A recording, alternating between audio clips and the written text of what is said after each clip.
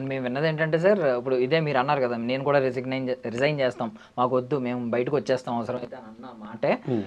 Megastar Chiranjeevi గారి దగ్గరికి వెళ్ళినప్పుడు కూడా జానీ మాస్టర్ అన్నప్పుడు శేఖర్ మాస్టర్, చిరంజీవి గారు ఇద్దరు కూడా వద్దు అని చెప్పి సద్దు మరిగినట్టు బయటకైతే వచ్చిన ఇన్ఫర్మేషన్.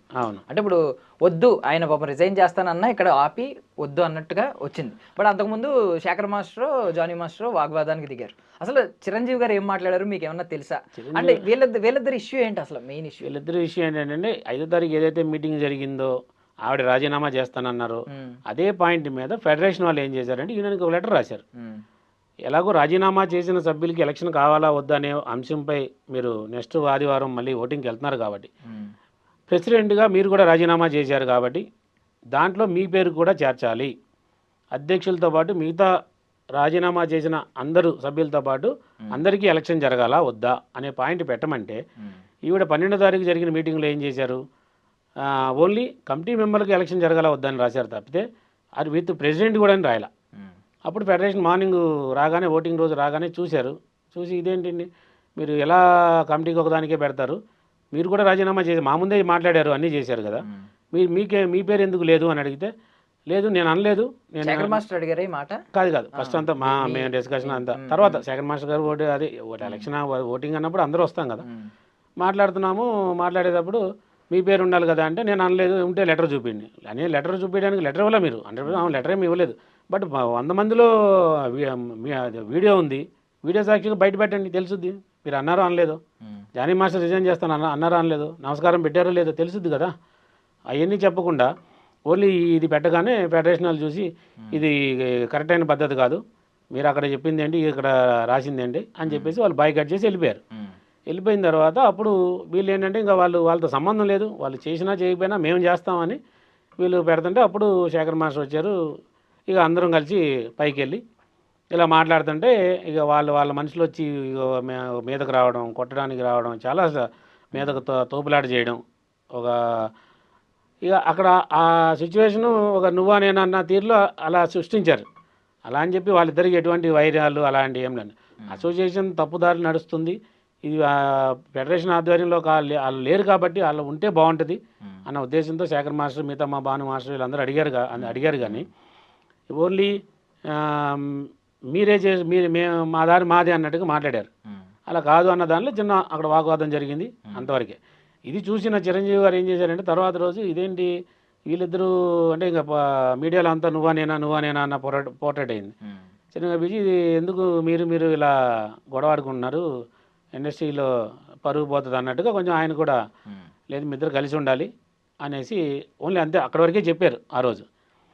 తర్వాత రోజు ఫిలిం ఫెడరేషన్ అధ్యక్షులు అనిల్ గారు వెళ్ళారు. అనిల్ గారితో క్లారిటీగా, సరే వీళ్ళిద్దరి పర్సనల్ విషయం కాదు, ఇది అసోసియేషన్ విషయం. జానీ మాస్టర్ వైపు ప్రెసిడెంట్గా ఉన్నారు, ఆవిడ ఈ కమిటీ వాళ్ళకి, సెక్రటరీ వీళ్ళందరికీ కూడా కొంచెం పడట్లేదు కాబట్టి ఈ విషయంలో ఎలక్షన్ ఓటింగ్ ఏదో ప్రాబ్లం వస్తే ఆయన శేఖర్ మాస్టర్ కూడా అక్కడికి వెళ్ళి ఇది ఖండించారు, ఇది కరెక్టా కాదన్న ఉద్దేశంతో ఇలా అనేప్పటికీ అవునా ఇది ఈ విషయమా, ఇది పర్సనల్ విషయం కాదా అని చెప్పి ఆయన కూడా సరే ఏదన్నా మీరు ఫెడరేషన్ ఆధ్వర్యంలో మీరు ఏది మంచి ఏది చెడో చూసి మీరు నిర్ణయించండి అన్న. దాని ప్రకారం నిన్న కౌన్సిల్ మీటింగ్ పెట్టారు. ఫెడరేషన్ కౌన్సిల్ మీటింగ్ ఏర్పాటు చేసి వచ్చిన కౌన్సిల్ సభ్యులందరికీ వివరించారు ఇప్పటి వరకు ఏం జరిగింది, ఈ 4 నెలలు ఈ 3 నెలల నుంచి ఏం జరుగుతుంది, మే నుంచి ఏం జరిగింది అనేది అందరికీ చెప్పి ఫైనల్గా అందరినీ కూడా మా ముగ్గురిని కూడా పిలిచి చెప్పారు, మీరు ఇప్పటి వరకు చూసిన దాంట్లో మీరు ఈగో ఫీలింగ్స్ తప్పితే ఎక్కువ ఒక వెళ్తున్నారు, ఇది కరెక్ట్ కాదు, ఇది ఒక ఇండస్ట్రీకి మీకే కాదు, మీ యూనియన్ కాదు మిగతా యూనియన్లకు కూడా ప్రాబ్లం వస్తుంది, మీరు ఇలా చేయడం కరెక్ట్ కాదని ఆవిడకి చెప్పారు. అలాగే మమ్మల్ని కూడా అడిగారు, మేము కూడా ఎటువంటి తప్పులు ఉన్నా సరే 100% మీరు ఏ శిక్ష చేసినా మేము రెడీ సార్, మేము ఎవరైతే మా మీద ఎలిగేషన్ చేస్తున్నారో వాళ్ళ అన్ని పేపర్లన్నీ చూడండి, పరిశీలించండి, తప్పు అయితే 100% మేము శిక్షకు నేను రెడీ అని చెప్పడం జరిగింది. అయినా కూడా అని చెప్పేసి అయిపోయిన తర్వాత 19వ తారీఖు ఫెడరేషన్ ఆధ్వర్యంలో మీటింగ్ పెడతాం, మీ సభ్యుల ముందు ఇప్పుడు జరిగిన విషయాలన్నీ చెప్పి దాని తర్వాత సభ్యుల నిర్ణయం ఏమైతే తీసుకుంటారో దాని ప్రకారం ముందుకెళ్దామన్నారు అనేసి మీటింగ్ క్లోజ్ అయిపోయింది, వచ్చేసాం. కట్ చేస్తే మళ్ళీ ఈరోజు లెటరు నేను అలాగే ఫెడరేషన్ ఏకీభవించట్లేదు, నేను 26వ తారీఖు ఏదైతే బై ఎలక్షన్కి వెళ్ళాలనుకున్నానో ఆ ఎలక్షన్కి వెళ్తున్నానని చెప్పి నోటిఫికేషన్ కూడా ఇందాక 12 గంటలకి రిలీజ్ చేశారు. అంటే ఒక ఫిలిం ఫెడరేషను 24 క్రాఫ్ట్లకి పెద్ద. ఏ ప్రాబ్లం అయినా సరే పేమెంట్లు పెరగాలన్నా, ఎవరిదన్నా వేరే అదర్ క్రాఫ్ట్స్తో ఏదైనా ఇబ్బంది ఉన్నా మనకు న్యాయం చేసేది, వాళ్ళ తీర్పునిచ్చేది వాళ్ళే.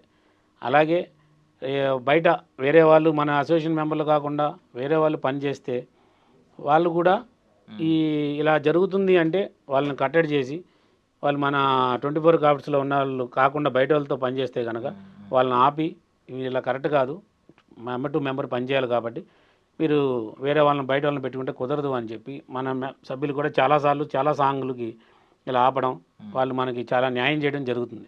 వాళ్ళనే ఎదిరించి మీరు చేసేది తప్పు అని వాళ్ళని కూడా, వాళ్ళ మాట కూడా ధిక్కారణ. అసలు ఎలా చెప్పినా కూడా అది చాలా రాంగ్.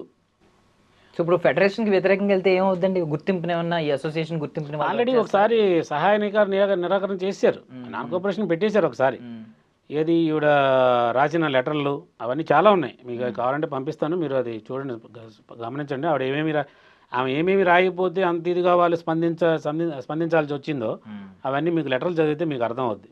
ఆల్రెడీ గతం 1 మంత్ బ్యాక్ అది చేసేశారు.